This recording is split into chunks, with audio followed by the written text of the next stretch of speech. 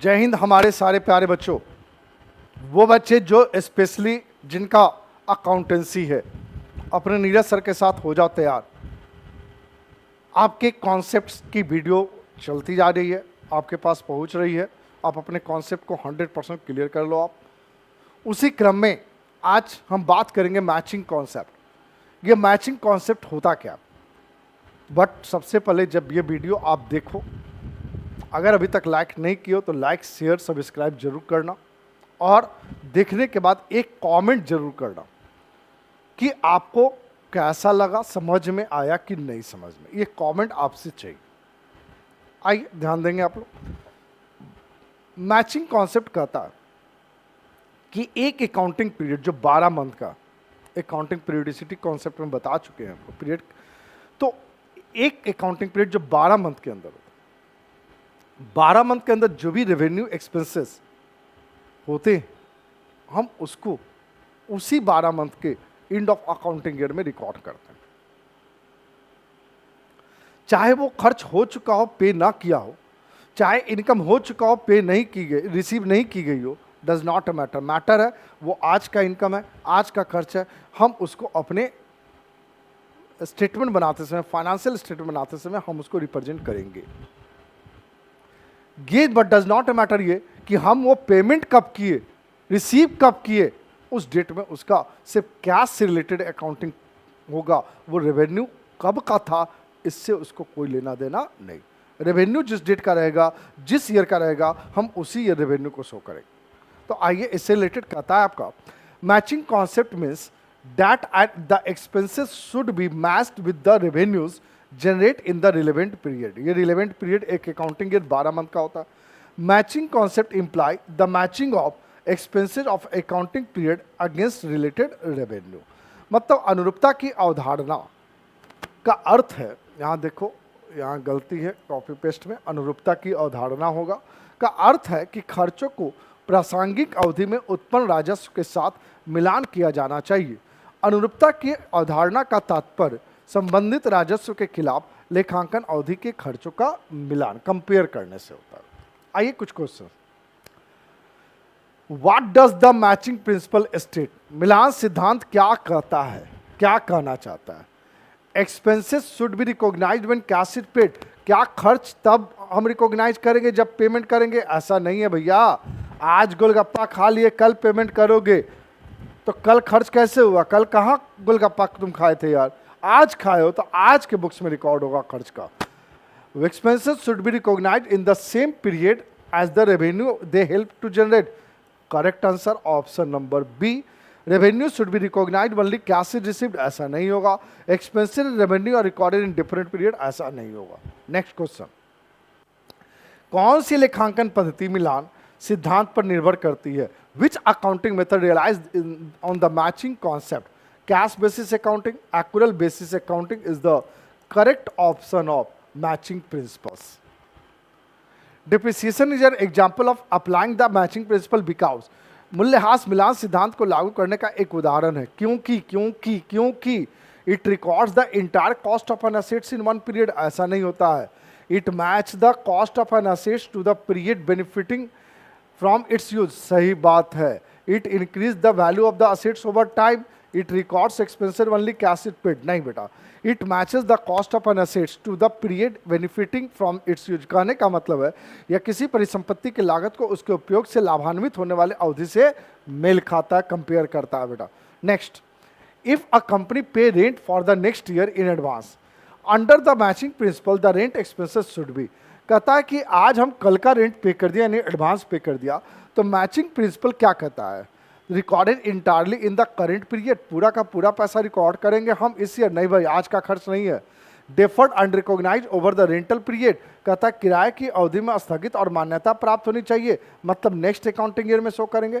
Ignore until the cash is recorded as liability, option number B.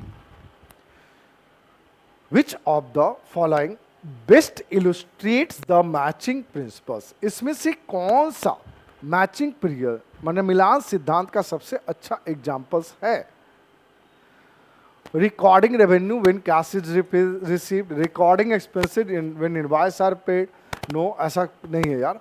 Recording warranty expenses in the period of sale, recording expenses only at the end of the year, मतलब जिस year का खर्च है उसी year record करेंगे, चाहे पे करो या मत करो।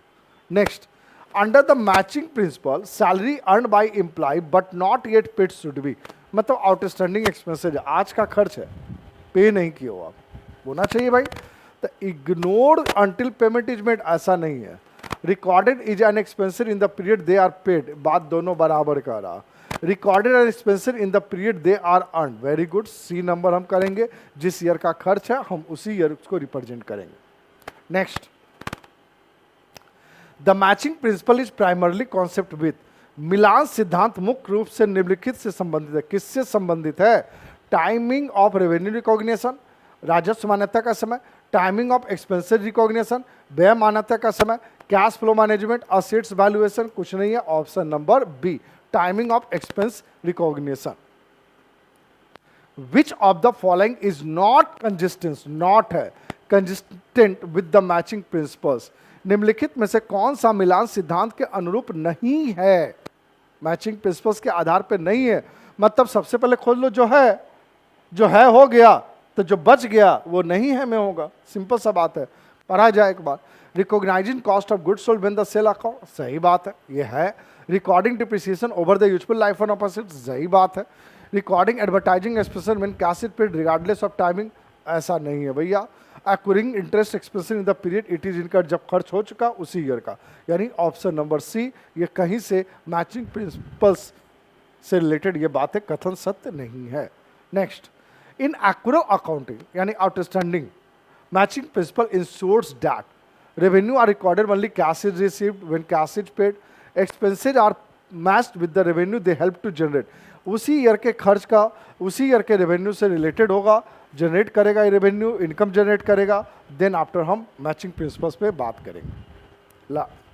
विच of the following expenses would be match to revenue in the same period under the matching principles, कहता है मिलान सिद्धांत के तहत निम्नलिखित में से कौन सा व्यय उसी अवधि में राजस्व से मेल खाएगा, उसी अवधि का होगा बेटा, दूसरे अवधि का नहीं होगा।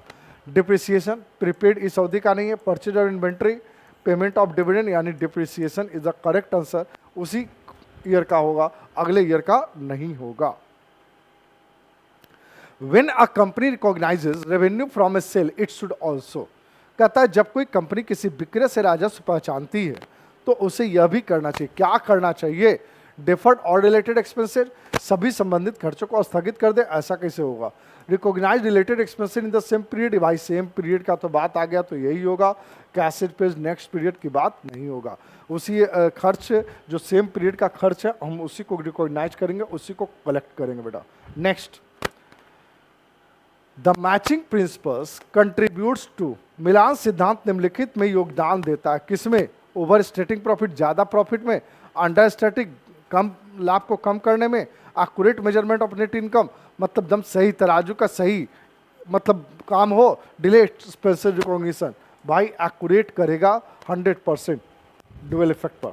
Next, which of the following statement is true regarding the matching principles, मिलान सिद्धांत के संबंध में निम्नलिखित से कौन सा कथन सत्य है? पहले बोल रहा था नहीं है, अब बोल रहा सत्य है, तो नहीं वाला याद भुला जाओ, सत्य वाला याद रखो, उसी में कुछ होगा।